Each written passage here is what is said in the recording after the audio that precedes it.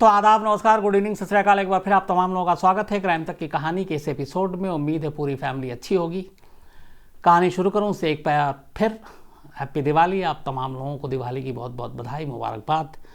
और दिल खुश हो गया कल से लेकर आज तक जब मैंने मेल देखा, और तब ढेरों मेल फैमिली की तरफ से क्राइम तक टीम के यहाँ पे जो लोग काम करते हैं उनके लिए तमाम आपकी विशेज़, आपकी दुआएं। तो उसके लिए दिल से शुक्रिया पूरी क्राइम तक की जो हमारे यहाँ पे साथी जो ऑफिस में बैठकर काम करते हैं उनकी तरफ से। बड़े अच्छे अच्छे आपके मैसेज, संदेश, पैगाम मिले। और हमारी तरफ से भी यही कि आप लोग हमेशा अच्छे रहें, खुश रहें, इसी तरह त्यौहार मनाते रहें। अब दिवाली के बाद भैया दूज है कल, तो उसकी भी बधाई। आप लोग अपना ख्याल रखें। दिवाली वैसे भी अच्छे से गुजरी, तो ये सिलसिला यूं ही चलता रहे। अब आते हैं आज की कहानी के ऊपर। कई बार ऐसा होता है कि पुलिस किसी एक में लगी रहती है और वह केस खुलता है तो फिर ना मालूम ऐसे कई सारे और पन्ने खुल जाते हैं। बरसों बीत जाते हैं किसी एक केस को सॉल्व करने में, और बरसों बाद जब वो केस सॉल्व होता तो पता चलता तो ये तो कुछ नहीं है जिसके लिए हमने 20, 25, 30 साल लगा दिए। असली केस तो इसके पीछे थी, आगे। और ऐसी एक कहानी है जो इस वक्त ब्रिटेन में चर्चा में है, क्योंकि अभी लेटेस्ट कहानी है, इसी मंथ की कहानी है, बल्कि अभी नवंबर की ही है। इस कहानी की हालांकि शुरुआत होती है करीब 24-25 साल पहले। बात 1987 की है। एक टनब्रिज वेल्स, वहाँ पे दो लड़कियाँ रहती थी, दोनों अलग अलग रहती थी। इनमें से एक का नाम था वेंडी, ये एक स्टोर मैनेजर थी और इसी शहर में रहती थी। 22 जून 1987 को ये ऑफिस से घर आती है और उसके बाद वेंडी की लाश मिलती है। वेंडी के जिस्म पे कपड़े नहीं थे। बाद में पोस्टमार्टम और बाकी चीज़ों से पता चलता है कि उसके साथ रेप हुआ, उसके बाद गला घोंटकर उसे मार डाला गया। जून के बाद जुलाई, अगस्त, सितंबर 3 महीना बीतता है। 24 नवंबर 1987 को इसी टनब्रिज वेल्स में एक और लड़की की लाश मिलती है। उसकी उम्र करीब 25 साल थी। उसका नाम था कैरोलिन पियर्स। कैरोलिन पियर्स घर से गायब हो गई थी। उसके बॉयफ्रेंड ने उसे ड्रॉप किया था मोटरसाइकिल पर, और उसके बाद वो फिर मिली नहीं। गुमशुदगी की रिपोर्ट लिखा गई। करीब 1 हफ्ते के, बल्कि 3 हफ्ते के बाद कैरोलिन की लाश उसके घर से 40 मील दूर एक जंगल, एक झाड़ी में मिली। उसके भी जिस्म पे कपड़े नहीं थे। बाद में पता चला कि उसके साथ भी रेप हुआ।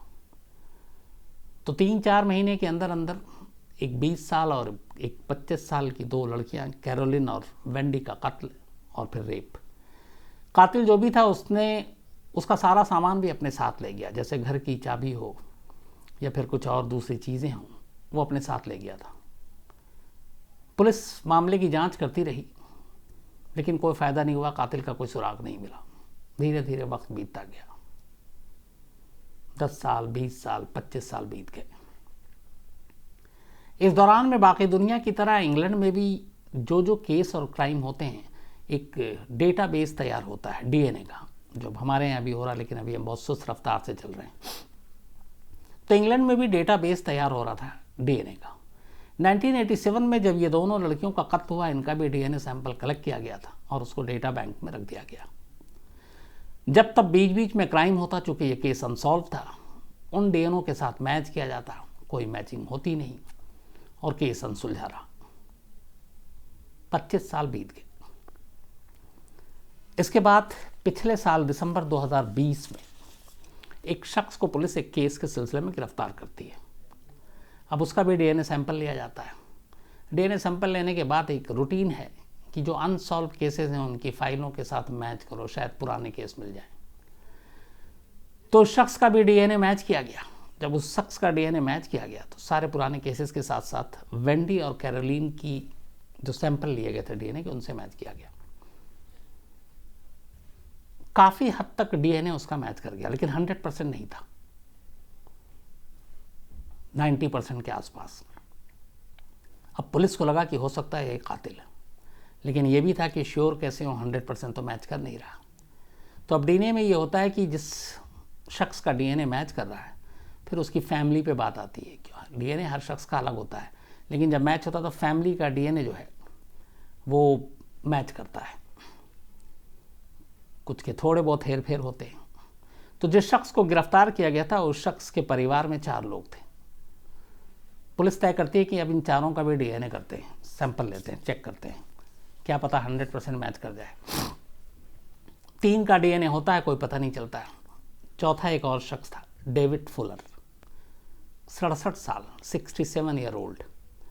अब पुलिस डेविड फुलर को बुलाती है और उसका सैंपल लेती है और डीएनए मैच करती है इसी वेंडी और कैरोलिन के साथ। जैसे ही डीएनए सैंपल की रिपोर्ट आती है 100% मैच कर जाता है। अब पुलिस हैरान रह जाती है। करीब 24 साल पुराने 2 कत्ल का कातिल, जिसका डीएनए उन दोनों लाशों के साथ बरामद सैंपल से 100% मैच कर रहा था, इसका मतलब है कि कातिल डेविड फुलर है। पुलिस डेविड फुलर को गिरफ्तार कर लेती है, उससे पूछताछ करती है। वो लगातार इनकार करता है। वो कहता है कि मेरा इस कत्ल से कोई लेना देना नहीं। लेकिन पुलिस के पास डीएनए सैंपल एक बड़ा हथियार था। अब पुलिस बाकी चीज़ों की जांच करने का फैसला करती है। इस दौरान में पुलिस जांच करती रहती है। थोड़ी सी कहानी फ्लैशबैक में चलती है। 16 साल की उम्र में ही पढ़ाई छोड़ दी डेविड फुलर ने।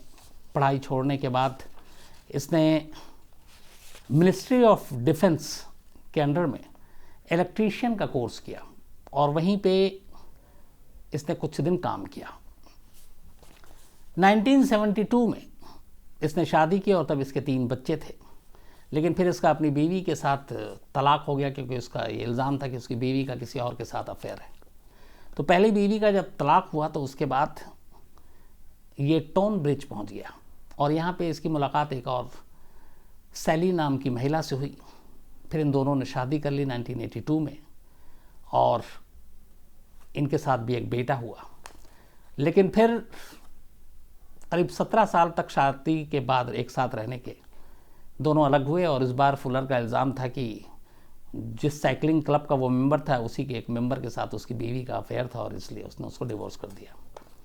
देन इसके बाद एक माला नाम की तीसरी लेडी मिलती है और ये तीसरी शादी करता है केंट में और इससे फिर एक बेटा होता है। तब तक ये केंट के ससेक्स हॉस्पिटल में, केंट और ससेक्स दोनों जगह पे ये रहा था, हॉस्पिटल में काम कर रहा था डेविड फुलर और अपनी इसकी ज़िंदगी सब कुछ ठीक ठाक चल रही थी। अब पुलिस ने इसका पूरा प्रोफाइल निकाल लिया और इसके बाद अब पता करने की कोशिश की कि आखिर और सबूत कहाँ से जोड़ें जिससे कि ये डीएनए मैच के साथ आपको कोलैबोरेट करना पड़ेगा बाकी चीज़ें। अब पुलिस ने धीरे धीरे करके उसके बारे में और जानकारी इकट्ठा करनी शुरू की। कहाँ पे काम किया, कैसे काम किया, क्या कुछ किया। अब इसी दौरान में पुलिस को इसके घर जाने का मौका मिला। सारी चीज़ें थी जानकारी हासिल करने के बाद पुलिस इसके घर पहुंचती है। जब पुलिस घर पहुंचती है और घर की तलाशी लेती है तो पुलिस के पैरों तले ज़मीन खिसक जाती है। वो 2 कत्ल के सिलसिले में डेविड फुलर को गुनहगार ठहराने के लिए सबूत इकट्ठा करने उसके घर आई थी। लेकिन घर में रखी चीज़ों ने जब अपनी तरफ पुलिस का ध्यान खींचा, उसे देखने के बाद पुलिस को लगा कि ये शख्स है क्या, कौन है ये। डेविड फुलर के घर से ऐसे बहुत सारे फ्लॉपी मिले, बहुत सारी सीडी मिली, डिस्क मिले, डीवीडी मिला, डायरी मिली, तस्वीरें मिली, हजारों ऐसी चीज़ें मिली। अब ये वो चीज़ें थी जिनको फ़ौरन देखकर कुछ किया नहीं जा सकता था, इसकी इन्वेस्टिगेशन होनी थी। अब पुलिस बैठती है, उसकी डीवीडी, उसकी फ्लॉपी, उसके पेन ड्राइव, हार्ड ड्राइव सबको खंगालती है। जब वो देखना शुरू करती है तो एक अजीब चीज़ सामने आती है। पता चला केंट, ससेक्स, इन तमाम जगहों के 3 हॉस्पिटल में इसने फुलर ने काम किया था 2006 से 2020 तक, जब ये गिरफ्तार हुआ दिसंबर में एक इलेक्ट्रीशियन के तौर पर। इसने जो काम किया था ससेक्स, ट्यूनब्रिज वेल्स अस्पताल और 1-2 जगह पे इसने काम किया। करीब 3 हॉस्पिटल के नाम है बड़े बड़े। और पता चला कि वहाँ पे ये इलेक्ट्रीशियन के साथ साथ ख़ासतौर पर वहाँ के मॉर्चरी, मुर्दा घर में काम करता था, इसकी ड्यूटी लगती थी। पुलिस ने जब सारे हार्ड ड्राइव और ये सारी चीज़ों से, घर से बरामद चीज़ों को देखा तो जो डायरी मिली उसमें 99 नाम थे और उन 99 के बारे में पूरा डेटा इसने तैयार कर रखा था। जो फ्लॉपी और हार्ड डिस्क वो मिले उसमें तस्वीरें थीं उन 99 मुर्दा लाशों की। कुछ तस्वीरें ऐसी थीं जिनमें वो लाशों के साथ संबंध बना रहा है, मतलब लाशों की इज्जत लूट रहा है, आबरू। हालांकि लूटना क्या, क्योंकि मुर्दा है, उन्हें तो कोई विरोध भी नहीं कर सकते। जब सारी और छानबीन की गई, तस्वीरों को देखा गया, तो पता चला कि उन लाशों में से एक लाश की उम्र करीब 100 साल की थी, जो मौत हुई थी। उसने उस 100 साल की बुजुर्ग लेडी के साथ भी एक तरह से रेप किया मुर्दा घर के अंदर। और सबसे कम उम्र की जो रिकॉर्ड मिली वो 9 साल की बच्ची की थी, जिसकी मौत हुई थी। तो 100 साल से लेकर 9 साल की उम्र के दरमियान के तमाम मुर्दे जो इन 3 अस्पतालों के मुर्दा घर में रखे गए थे, उनके साथ 2008 से लेकर 2020 यानी 12 सालों में डेविड फुलर ने रेप किया लाशों के साथ। हर रेप या हर लाशों के साथ ये अमानवीय हरकत करने के बाद वो उनके अस्पताल से ही डिटेल निकालता, उनका नाम, पता, कैसे मौत हुई, उनकी तस्वीरें, और इन सब को इकट्ठा करके रखता। बाकायदा उसने अपनी डायरी में डेट, वक्त सब लिखा था कि कब किस लाश के साथ वो सोया, और ये सारी चीज़ें नोट करता जाता और इन सारी चीज़ों को रिकॉर्ड अपने घर पे रखता। जब ये सारी चीज़ें हुई और पुलिस को ये जब सारी चीज़ें मिली, फिर डेविड फुलर से पूछा गया। 2 कत्ल का इल्ज़ाम से वो अपने दामन को छुड़ाता रहा, बचाता रहा था कि मैंने कत्ल नहीं किया। लेकिन जब ये सारी चीज़ें आईं तो डेविड फुलर ने फ़ौरन मान लिया, बोला हाँ, मैंने करीब 12 साल तक अलग अलग अस्पतालों के मुर्दा घरों में लाशों के साथ सेक्स किया है। उसने अपने डिफेंस में बताया कि मेरी दिमागी हालत ठीक नहीं, पता नहीं, मुझे कुछ ऐसा लगता है कि ऐसा करना चाहिए, इसलिए मैं करता रहा। लेकिन पुलिस ने फिर छानबीन की तो पता चला कि वो एक नॉर्मल इंसान है और वो अच्छे रिलेशन भी बना सकता है। उसकी तमाम पत्नियों ने भी गवाही दी। फिर उससे पूछताछ की गई।